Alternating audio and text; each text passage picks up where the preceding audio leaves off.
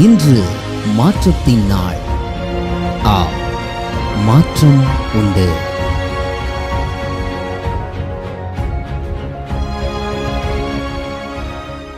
ஆண்டவராகிய இயேசுவின் நாமத்தினாலே மாற்றம் உண்டு என்கிற இந்த அனுதின தியானத்தின் மூலமாய் உங்களை சந்திக்கிறதுல எனக்கு மிகுந்த சந்தோஷம். ஆண்டவரும் இரட்சகருமாகிய இயேசுவின் நாமத்தில் உங்களை வாழ்த்துகிறேன். கர்த்தர் உங்கள் கூட இருந்து உங்களை ஆச்சரியமாக ஆண்டவர் உங்களை நடத்துவாராக. சுகமாக இருப்பீங்கன்னு விசுவாசிக்கிறேன். ஆண்டவருடைய கரம் உங்கள் கூட இருந்து ரொம்ப ஆச்சரியமாய் நடத்தட்டும். யோபின் புஸ்தகம் 36ஆம் அதிகாரம் 16ஆம் வசனத்தில் யோபுவின் சிநேகிதனின் மூலமாக ஒரு வார்த்தை இங்கே பதிவிடப்படுகிறது. அப்படியே அவர் உம்மையும் நெருக்கத்தினின்று விலக்கி ஒடுக்கமில்லாத விசாலத்தில் வைப்பார்.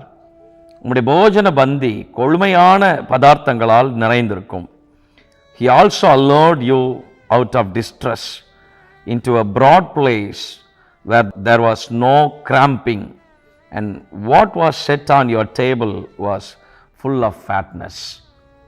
ஒடுக்கமில்லாத விசாலத்தில் அவர் வைப்பார். நெருக்கத்தினின்று விடுதலையாக்கி உங்களை ஒடுக்கமில்லாத விசாலத்தில் வைப்பார்.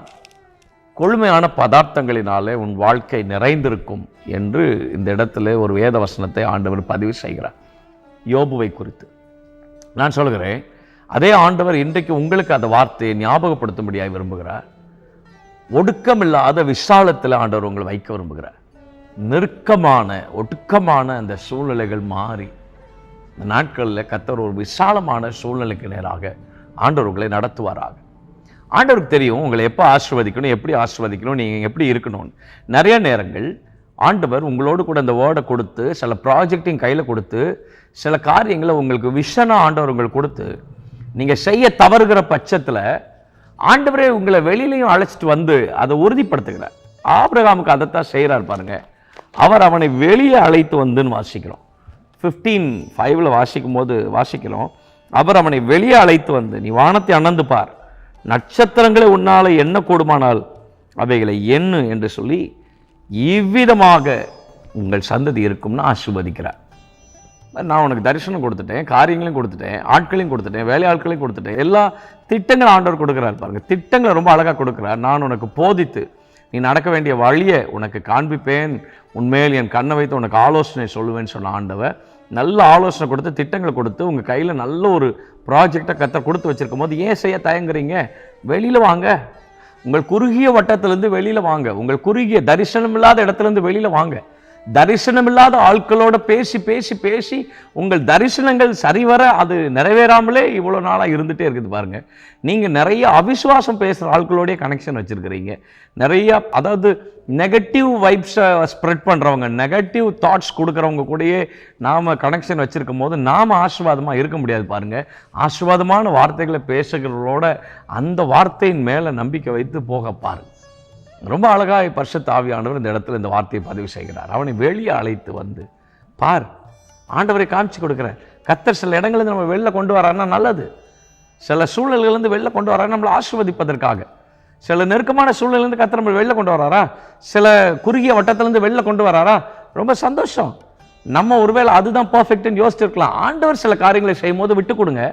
அதில் ஒரு பெரிய ஒரு வளர்ச்சியோ மேன்மையை நீங்கள் பார்ப்பீங்க. ரொம்ப அழகாக இருக்குது.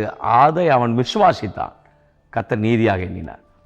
கர்த்தர் அப்படியே உங்கள் வாழ்க்கையில் அதை செய்து முடிப்பார். அந்த வார்த்தைக்கு அர்த்தம் என்ன? நீதியாக எண்ணினார். அவனுக்கு நீதியாக எண்ணினார்னா என்ன? அப்படியே செய்தார். அவனுடைய விசுவாசத்தின்படியே ஆண்டவர் அவனை ஒரு நட்சத்திரத்தை போல கர்த்தர் அவனை பெருக பண்ணினார். அதே மாதிரி கர்த்தருடைய வார்த்தையை அப்படியே விசுவாசிங்க, உங்களை பெருக பண்ணுவார், விசாலத்தில் வைப்பார், ஒடுக்கம் இல்லாத விசாலத்தில் வைப்பார். இனி கஷ்டமும் நெருக்கமும் வேதனையும் எப்போதும் நம்மை நெருடி கொண்டிருக்கிற காரியங்களும் இல்லை. ஆண்டவர் உங்களை விசாலமான இடத்துல வைப்பார். தைரியமாக இருக்கு. ஆண்டவரே, இயேசுவின் நாமத்தினாலும் உங்கள் பிள்ளைங்களுக்காக ஜெபம் பண்ணுகிறோம். கர்த்தர் உடைய பிள்ளைகளை விசாலத்தில் வைக்கக்கூடிய ஜெபம், ஒடுக்கமில்லாத விசாலத்தில்.